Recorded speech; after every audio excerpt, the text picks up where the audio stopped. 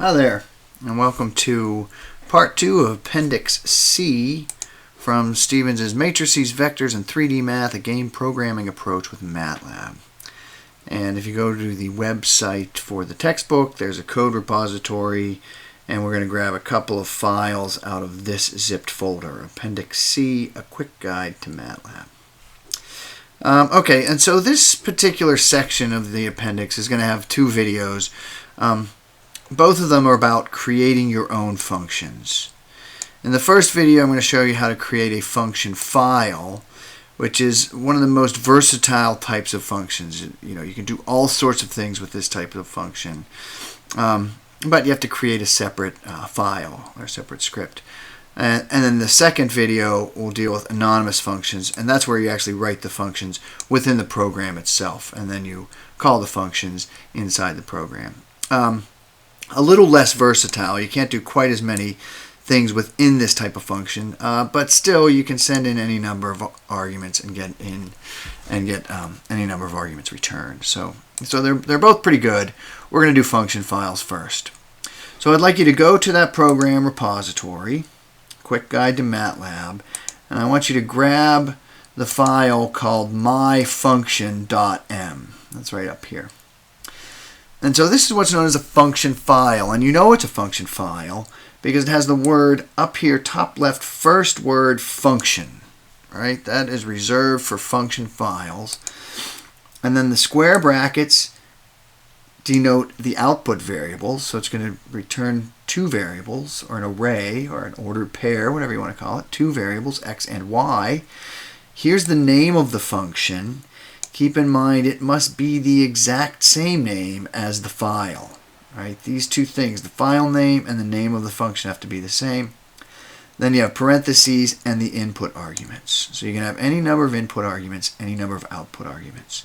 And this particular function is going to take r, the radius, and theta, an angle from the x-axis, and it's going to return the point xy on the coordinate in the Cartesian plane, where represented by the point of this radius, this distance from the origin, making this angle with the positive x-axis. And then what makes the function files so flexible is that you can do other things like create a plot within the function, right? And so we're going to do that too. But the first thing we're going to do, we need to find out what x and y are. So we need to convert theta, which is in degrees, to radians, right? So we multiply theta that came in with this function. We're going to multiply that by pi over 180. We'll call that radians, theta radians. Then the x value will just be r, the radius, times the cosine of your angle in radians, and y will be r times the sine of that angle. So it's going to return x and y as an ordered pair when you call this function. Now, to make the plot, we first create our parameter domain, and so we're going to let our parameter go from 0 to 2 pi, and we'll make 100 of those.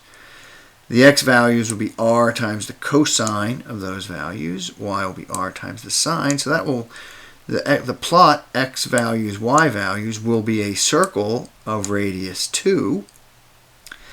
And then what we're going to do is we're going to plot that point right on that circle, or at least it should be on that circle. So we'll plot x and y. So remember, x and y produces a point using the plot command. Whereas x values and y values, those are a collection of points which denote the circle. Right? So what happens when we run this? Okay, run.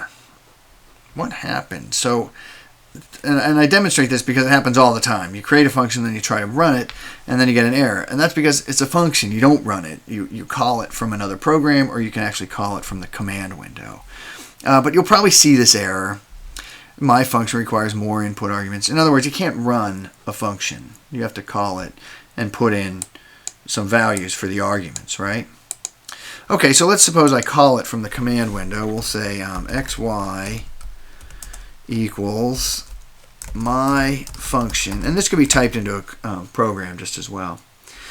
2 will be the radius, and we'll say 60 will be the degrees of the angle.